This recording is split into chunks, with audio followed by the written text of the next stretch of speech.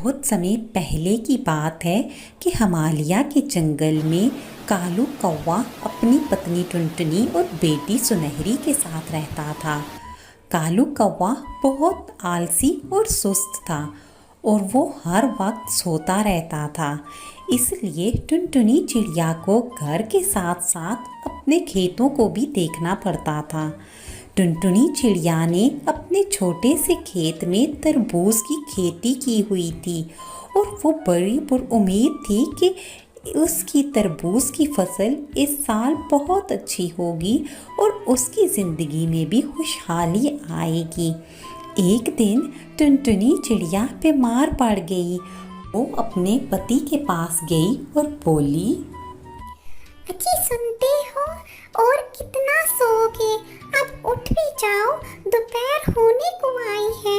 रात से तुम सो रहे हो और कितना सोओगे? जाओ और जाकर खेतों को पानी लगा आओ, मेरी तबीयत ठीक नहीं है। कितनी बार कहा है, जब मैं सो रहा हूँ तो मुझे डिस्टर्ब मत किया करो। एक तो तुम मुझे सोने भी नहीं देती और ऊपर से तुम्हारी आवाज़ भी ऐसी जिसे सुनकर सर में दर्द होने लगता है। और हाँ, अगर रोज़ तुम खेतों को पानी दे सकती हो तो फिर आज क्या मसला है?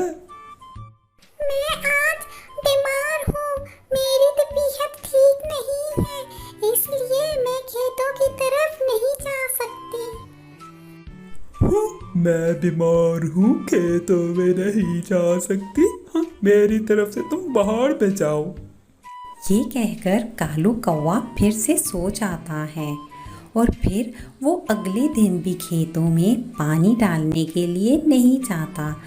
इस तरह टुनटुनी गुस्से में आकर अपने माँ के घर चली जाती है। शाम को जब कालू कौवा सोकर उठता है तो वो देखता है कि उसकी पत्नी और बीवी मौजूद नहीं हैं और वो समझ जाता है कि वो अपनी माँ के घर चली गई है।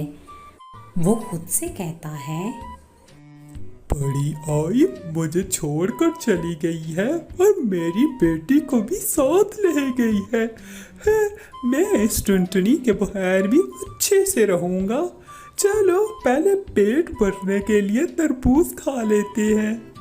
ये कहकर वो अपने तरबूज के खेत की तरफ जाता है, लेकिन वहाँ जाकर देखता है कि तरबूज की खेती पानी के बगैर सूख गई थी।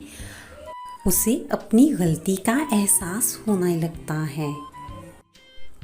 अगर इस साल तरबूज की खेती ना हुई तो हम क्या खाएंगे? ये सब मेरी आलसीपन की वजह से हुआ है। ऐ ऊपर वाले, अब मैं क्या करूं कि फिर से ये तरबूज की खेती हरी भरी हो जाए और टुनटुनी इसे देखकर खुश हो जाए। इतने में जोर से बारिश होने लगती है और उसकी फसल को पानी मिल जाता है और फिर से आहिस्ता आहिस्ता वो हरी भरी होना शुरू हो जाती है। उसे हरा भरा देखकर कालू कौवा खुश हो जाता है और फिर वो जल्दी जल्दी टुनटुनी की माँ के घर जाता है और वहाँ से अपनी बेटी और पत्नी को घर ले आता है और फिर वो सब हंसी खुशी रहना शुरू कर देते हैं।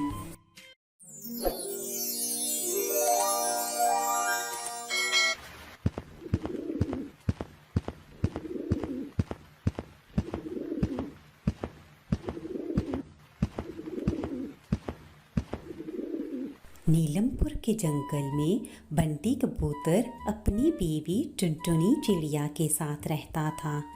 दोनों पति पत्नी दही और लस्सी बेचा करते थे।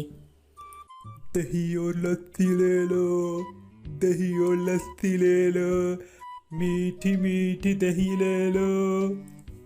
उनके घर में एक गाय थी जिसका नाम रानी था। बंटी जी, काम से वापस आते समय रानी के लिए घास के साथ थोड़ा सा चारा भी लेते आना। आपको तो पता है ना कि मेरी गाय को घास के साथ चारा बहुत पसंद है। ठीक है, ठीक है टुनटुनी, मैं लेता आऊंगा, बस मुझे तुम पैसे दे दो। फिर शाम होते ही बंटी दही बेचने चला जाता है। दही वाले भैया, जरा ये 10 रुपए की दही तो देना। अरे भाई, मैं तुम्हारा ही इंतजार कर रहा था। मेरे बच्चे किसी और का दही खाते ही नहीं। हम सब घर वालों को तुम्हारी मीठी मीठी दही बहुत पसंद है। भाई, आज मुझे 1 गिलास मीठी मीठी लस्सी देना। अगर लस्सी मीठी है तो देना, अगर मीठी ना हुई तो मुझे हरगिज़ ना देना। बहन जी, बेफिक्र हो के ले, मेरी लस्सी और दही कभी खट्टा नहीं होता। अगर स्वाद ना आए तो बेशक कल अपने पैसे वापस ले लेना मुझसे। इस तरह 2-3 घंटों में ही उसकी सारी दही बिक जाती थी। एक दिन कालू कौवा, जो कि बंटी कबूतर का पड़ोसी था, ये सब देख रहा था। वो जल्दी से अपने घर के अंदर गया और अपनी पत्नी से बोला, सुंदरी, दही बेचने का कारोबार तो हम भी करते हैं, लेकिन ये बंटी के दही में ऐसी क्या खास बात है कि 2-3 घंटे के अंदर अंदर उसका सारा दही बिक जाता है। हाँ जी, मैं भी यही सोच रही थी कि इन दोनों पति पत्नी के पास ऐसी कौन सी जादूगरी है कि ये सारा दही 2 घंटे में बेच देते हैं। और तो और इनकी दही भी बहुत मीठी और मज़े की होती है। और तो और सारे पक्षी उनसे दही लेते हैं, कोई भी हमारा दही लेना पसंद नहीं करता। मुझे लगता है जी, ये सारा कमाल उनकी गाय रानी का है। हाँ हाँ, मैं भी यही सोच रहा हूँ। बस अब तुम फिक्र ना करो, मैं इस रानी को ठिकाने लगाने का बंदोबस्त करता हूँ। फिर कालू कौवा कुछ सोचने लगता है कि कैसे बंटी के काम को ख़त्म करे। फिर कुछ सोचकर वो मुतमईन हो जाता है। अगले दिन जब टुनटुनी चिड़िया रानी का दूध निकालने के लिए जाती है, रानी बेसुध पड़ी हुई थी।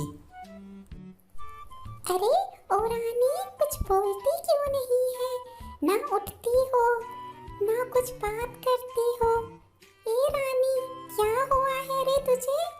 उठ ना, कोई बात कर। जब टुनटुनी चिड़िया के बार बार बुलाने पर भी रानी कुछ ना बोली, तो वो जल्दी से अपने पति बंटी कबूतर की तरफ चली गई। बंटी जी, पता नहीं हमारी रानी को क्या हो गया है, वो कुछ बोल नहीं रही। आप जल्दी से मेरे साथ चलो और उसे देखो, वो क्यों बात नहीं कर रही। फिर बंटी कबूतर टुनटुनी चिड़िया के साथ जल्दी से रानी की तरफ जाता है। रानी को देखने के बाद वो टुनटुनी चिड़िया से कहता है, टुनटुनी, हमारी गाय मर गई है। मुझे लगता है इसे किसी ने जहर दे दिया है।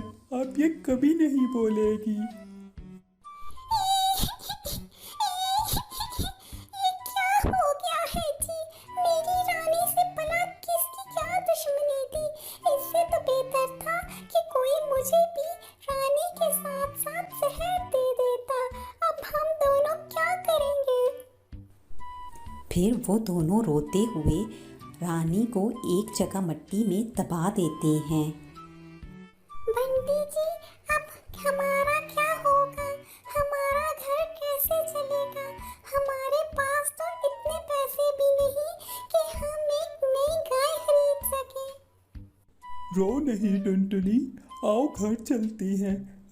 ये सब ऊपर वाले के हाथ में है, अब वो ही हमें रास्ता दिखाएगा। इस तरह वो दोनों सारी रात रोते रहते हैं। अगले दिन जब टुनटुनी और बंटी किसी काम से बाहर निकलते हैं, तो उन्हें रानी की जगह एक पेड़ उगा हुआ दिखाई देता है। उस पेड़ के साथ दही की मटकियाँ लटक रही होती हैं।